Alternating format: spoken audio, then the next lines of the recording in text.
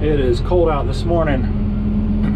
We already got that bipolar North Carolina late winter weather going on. Yesterday it went up to 60 something. We had like 50-mile-an-hour winds, and then it started pouring down rain. You can see there's water running here. This is all kind of wet because Let's Dig 18 apparently has been out here, and he has cut this pond dam open. I'm assuming that's where he's going to put the new pipe. I would imagine. He's not out here today, but at least not yet. But ground's wet. The wind is a little bit stronger than. Turn this thing up. Wind is a little bit stronger than I would like it to be for starting this fire, but everything's so saturated. They're calling for anywhere from 1 to 50 inches of snow this week also, so I need to get all this going. The good thing is that's that pile that's mostly privets and brush and vines and all that stuff, so it's little material, so that stuff burns real hot and real fast and all that stuff. But I'm gonna creep over here and get the fire going and finish pushing down all these trees.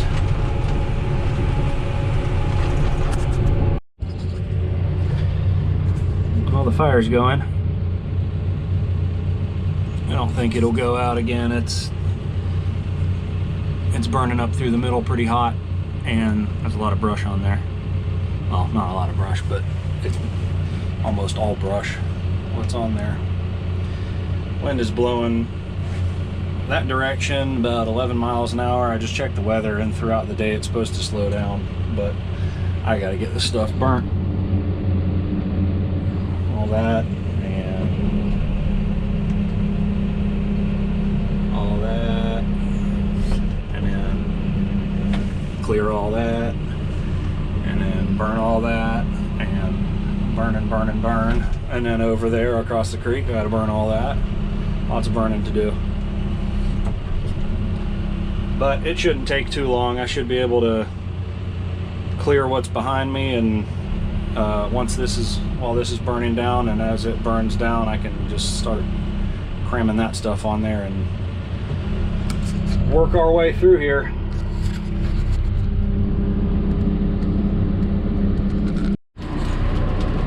This has been the most aggravating fire I have ever dealt with. I do not know why it's taken so long to get it to where it's actually burning, but it's burning now. The amount of fuel that I have put on this thing to get it to where it is now is unbelievable. I almost wanted to quit and go home. Just kidding, but seriously, this was a mess, but it's rolling now. It's got a lot of heat down there in the bottom. Finally, it's just been smoldering for hours and done absolutely nothing, but I think we're getting it now.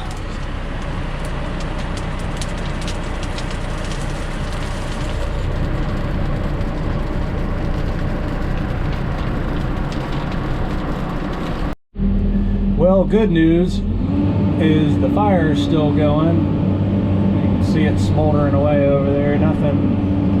Nothing too exciting, but it's been a couple hours. I've been over there and restacked it a couple times, and it's burning down just really slow, but it's hot enough that I'll be able to stack it up real big and leave it alone, let it burn down, which is what I need, because I've been over here for a while taking down these trees.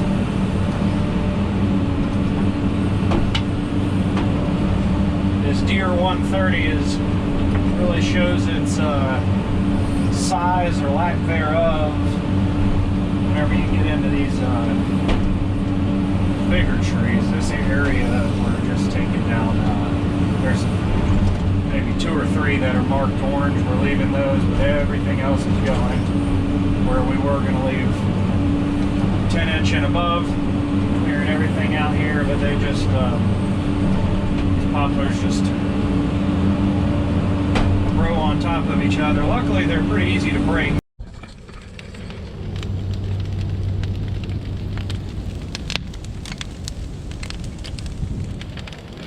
He's excited now.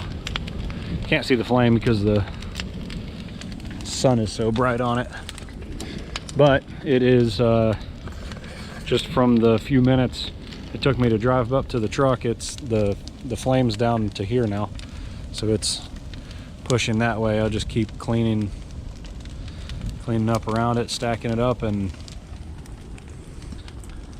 keep loading it up. I gotta clean up all that. This thing's just been a nightmare trying to get this thing started, building it up and it dying down, building it up again and it dying off. You kind of see there's like a hole right there where it burnt and just died.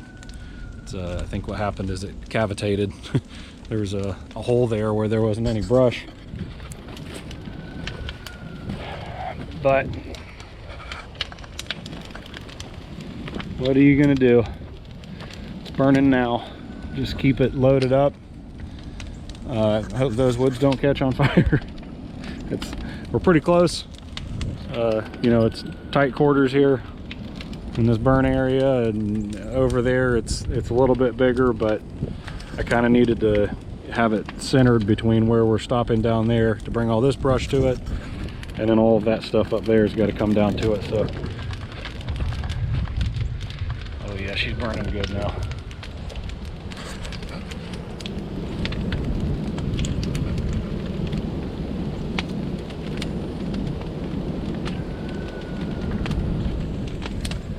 It's a pretty messy stack right now, so once I leave it for about an hour or so, it's as hot as it is now, it should burn down in the middle, kind of cave in, and then I can be more mindful of how I stack stuff, try to get it all going in the same direction so I can pack it in tighter. Because right now, if you look in there, there's a big gap right in the middle, but I like to keep it packed tight, get a lot in there and let it burn.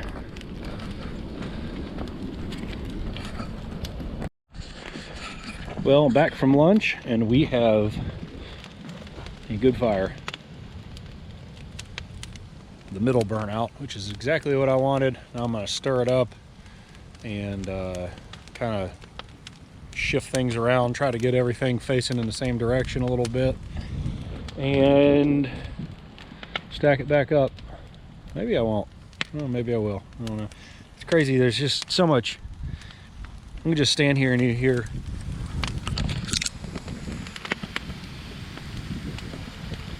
See all that. That's just, these poplars I think just hold so much moisture. You just hear so much hissing. It's boiling all the moisture out of there.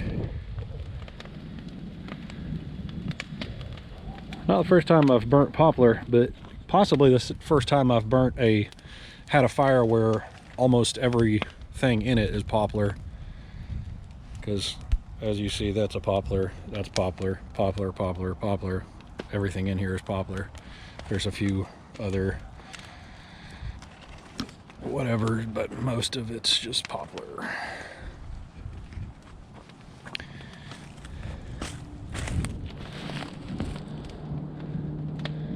Yep, burning down pretty good.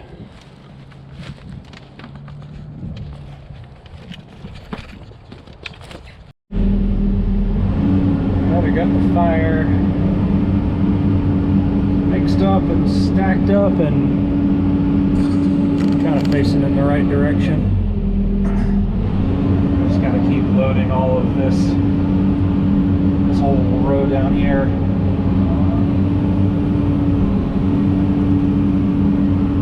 But one shifting now. Get that away. Well, that's burning. I'm gonna go over some more trees. Surprise, surprise.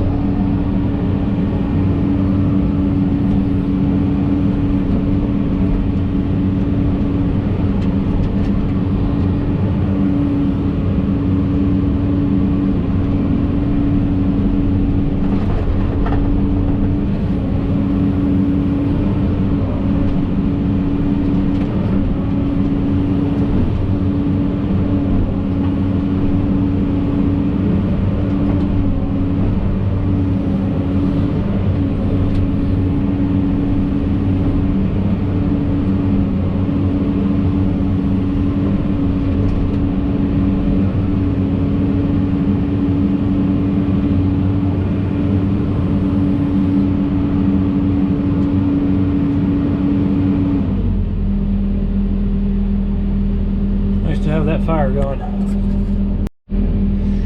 Just for my own mental well-being, I'm gonna down here as far as we are clearing, and I'm going to cut a trail, or I'm gonna make a cut all the way down to the creek, just so from the fire side, I may just work my way back, but just for the mental well-being of seeing exactly how much we have left. Sometimes I do the same. I do that with forestry mulching also. Whenever it makes sense to,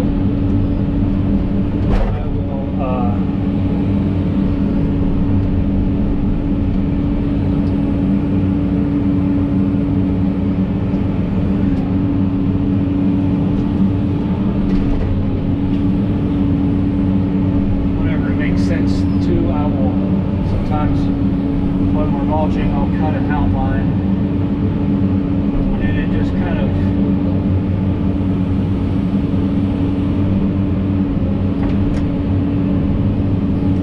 just lets me see exactly how much area we have left.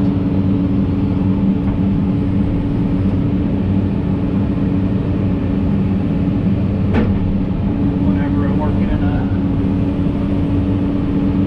never-ending forest like this.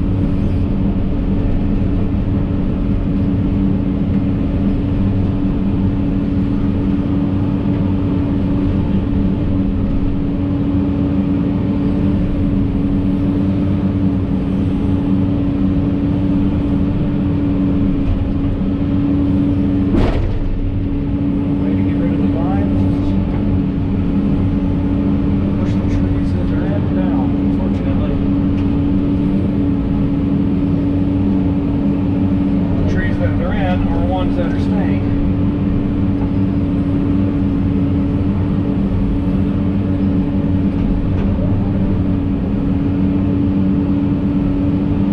That tree right there has a flag on it, and that one's staying, so.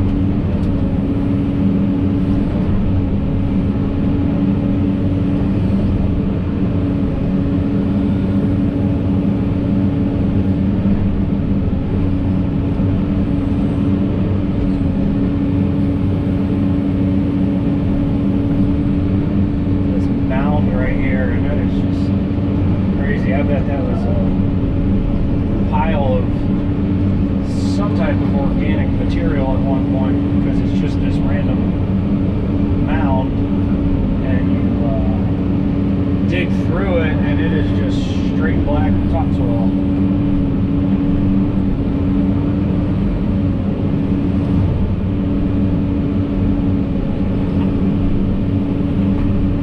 I think they should have no problem getting grass growing in here,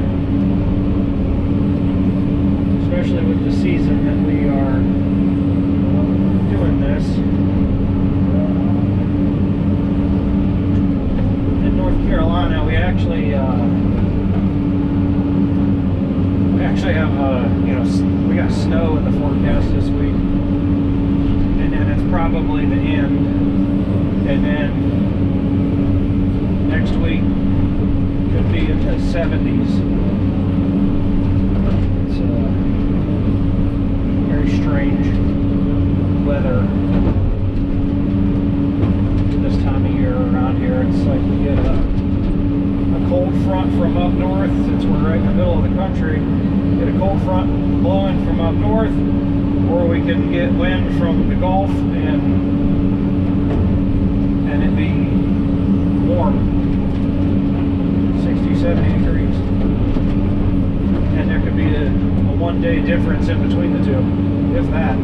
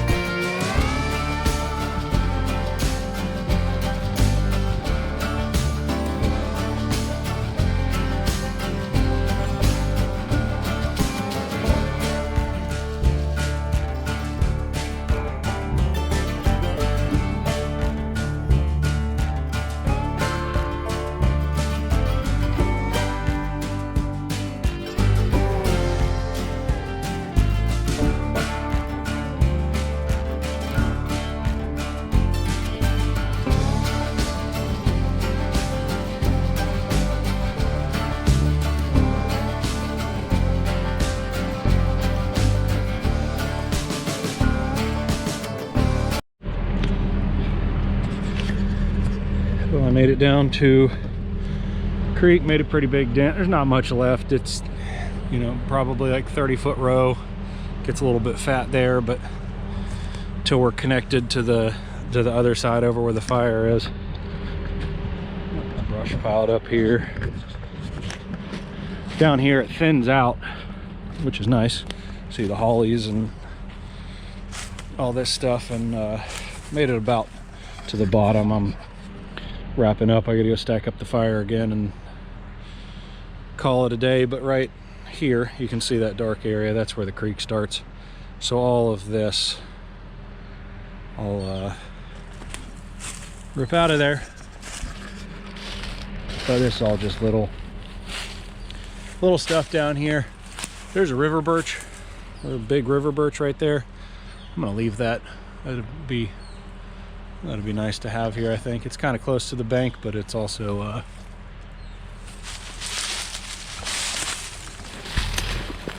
you go through the woods, if you can see. But across the way here, it's gonna connect. Over there you can't see it, but this thing right here, it just comes down to a point. The boulder over there, I've been clearing over there. I've cleared down to here, just have this little point. And then over on that side, there's a huge ravine, just like this one here. So we're staying out of that. So I'll clear down in there, this stuff here, probably down to that dead stump there. And then through, you can see this is why we are not really working down in the creek, because it's massive boulders. That entire mound right there is a huge rock. Probably comes into here somewhere, but we'll get all this little stuff thinned out of here.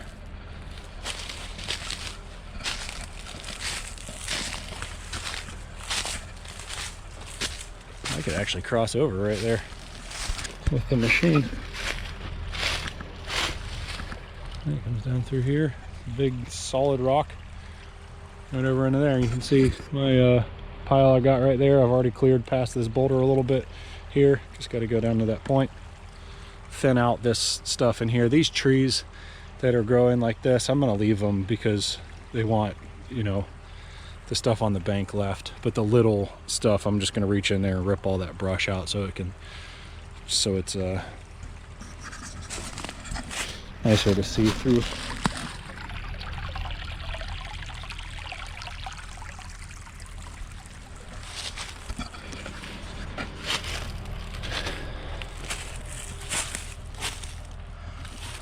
That tree's going. Whether I take it down or nature takes it down, that tree is going no matter what. Here's the creek, runs up through here. All these trees along there will be staying. Everything from there up will go. You can kind of see the fire right through there. Not a ton left, probably a day of clearing, and oh, this would be fun to hit with the mulcher. We were mulching in here. Wire hog fence. That stuff blends in, you can't even see it. It's all just rusted, looks like the leaves. Sometimes it's laying underneath the leaves.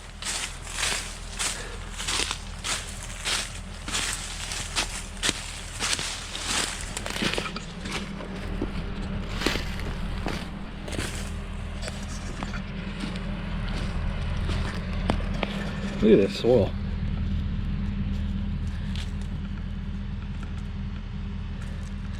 That's about as good as you can get. There's clay underneath. You can see I pushed over a big tree here and pulled up some of the clay from underneath, but I mean, look how dark that is. It's not very common around central North Carolina to find that. Look at this. Just good sandy soil.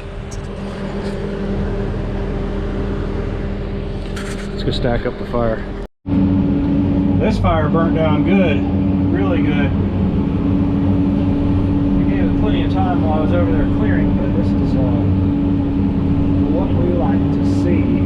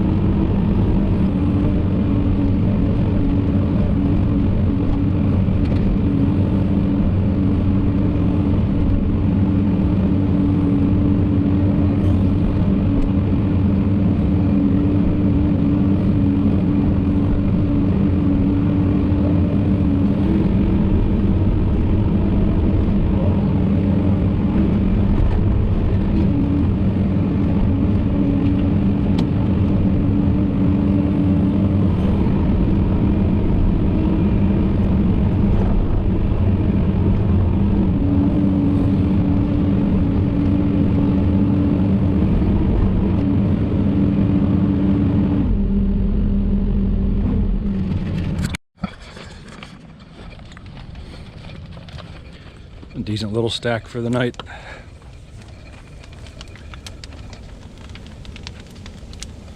Bunch of big stuff in there. A lot of these bottoms with the stumps in it. I like to pack those in there.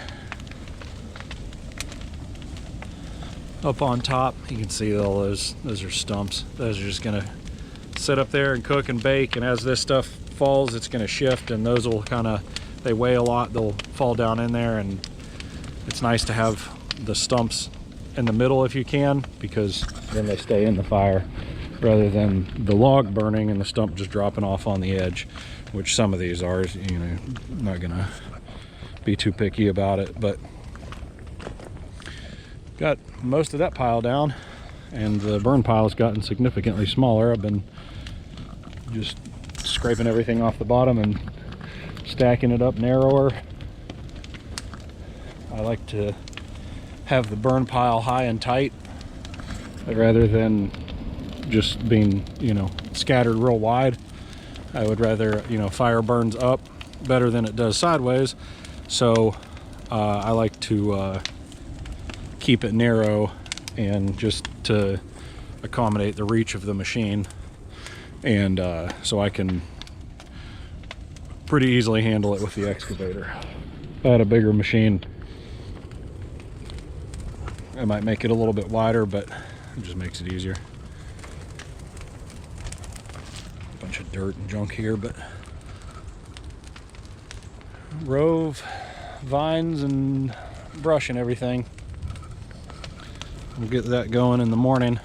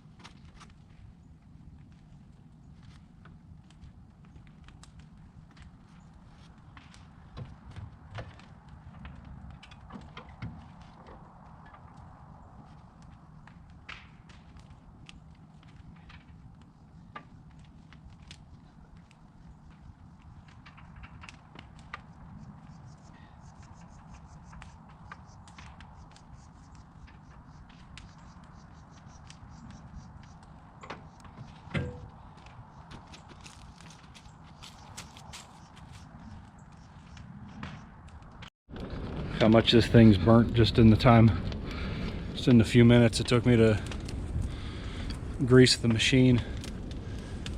See if you can see it over here.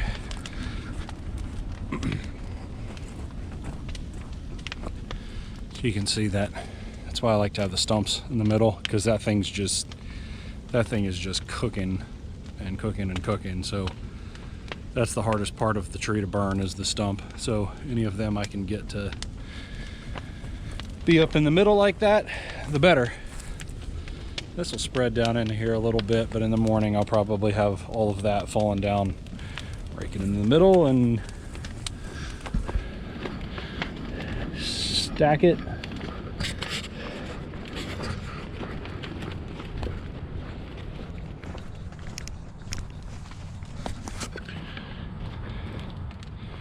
Looks like we are done for the day. The sun's already decided it's done for the day.